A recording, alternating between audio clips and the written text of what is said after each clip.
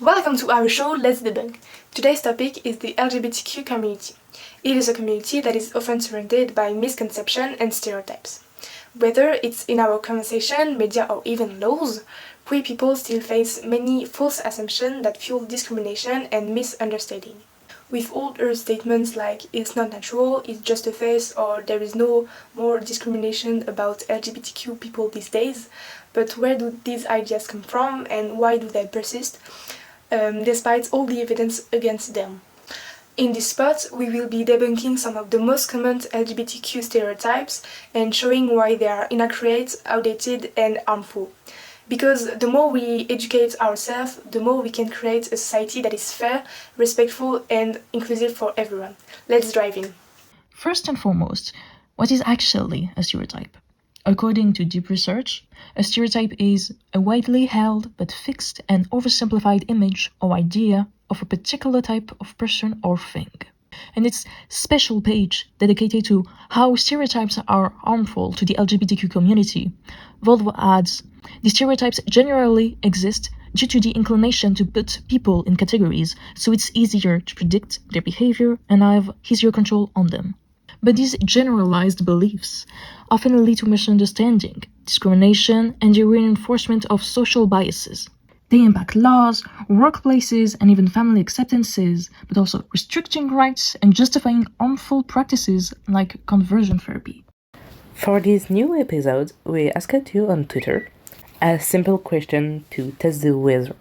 What do you think about LGBTQIA+? We got many answers, and it didn't take a while for someone to get pretty biased. Adam and Eve, not Steve, said, I will not enable the sin and mental illness of that godless lifestyle. Taxpayer money should not be funding it in any way. Beyond the astounding fact that money seems more important than human rights, being queer is not and has never been a mental illness. Medical and psychological associations worldwide have confirmed that homosexuality and gender diversity are natural variations of human identity, not conditions that need to be cured. On the other hand, not everyone is a believer, so religious facts don't automatically apply. XAP6-7X said, I'm not homophobic, but they just keep bombarding us with this topic from all directions. Just let me live my life in peace. So first of all, fun fact, it is to live the same life in peace that the queer community keeps fighting, while you have already taken it for granted since birth. Second of all, let's take the media as an example. A 2050 study found that when straight people are more exposed to gay characters on TV, they become more accepting of gay equality. On top of that, a 2020 survey by Glent found that the queer representation increased queer acceptance up by to 45%. Just a random guy said, no problem with the community. However, I think it's overly exposed to children as an option for them. Yet they say they didn't choose to be like that. Alright. As a reminder, no one can turn someone queer. Sexuality isn't contagious. This type of comment likely comes from homophobic fear-mongering. Exposing doesn't mean forcing an option on children. It means ensuring that LGBTQ kids, who already exist, feel safe and accepted. We live in a society where it's still hard to come out as queer, and the only thing exposure does is foster awareness and acceptance, which reduces stigma and bullying. Furthermore, no one chooses their sexual orientation or gender identity, just like no one chooses to be straight or cisgender.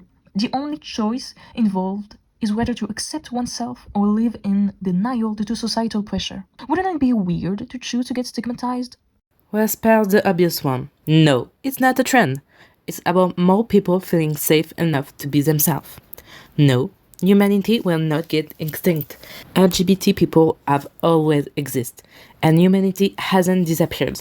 Love, care, and commitment makes a parent. So, no family isn't a mom, a dad, and a kid. What matters is love, stability, and support, not a rigid structure. No, being transgender is not about confusion. It is about identity. Many trans people know from a young age that assigned gender does not match with their identity.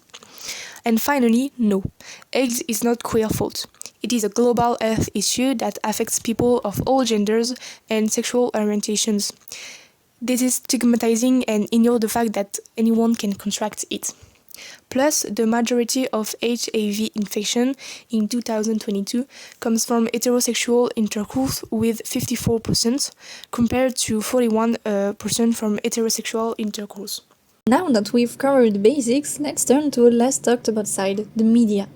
If we all agree that queer representation is a great achievement, it has to be done right. In all kinds of universes, series and films, there's always a bunch of stereotypes and clichés, even if they seem harmless. Some series involves queer characters as a part of an inclusivity quota or to attract a specific audience, and it's called queerbaiting, such as in Riverdale. According to a report done by GLAAD on scripted broadcast primetime American programming, in the 2021-2022 season, 11.9% of characters identified as LGBTQ+. You've probably come across some of them in Arcane, The Last of Us, Earthstopper, Call Me By Your Name, Portrait of a Lady on Fire, Scott Pilgrim, The Owl House, even in My Little Pony and DC Comics with Batwoman, Deadpool, and Harley Quinn. But let's see some stereotypes out there and debunk them. The tomboy lesbian, effeminate gay man. All lesbian are butch and all gay are glamorous. Gender expression varies widely among individuals. Some gay men are feminine, some are masculine, and many fall somewhere in between. The same goes for lesbian. Sexual orientation does not dictate personality or presentation. The tragic trans narrative. Trans characters are often portrayed as doomed, rejected by everyone, or destined for suffering. While trans people face challenges, they also experience joy, love, and success. All non-binary people look androgynous.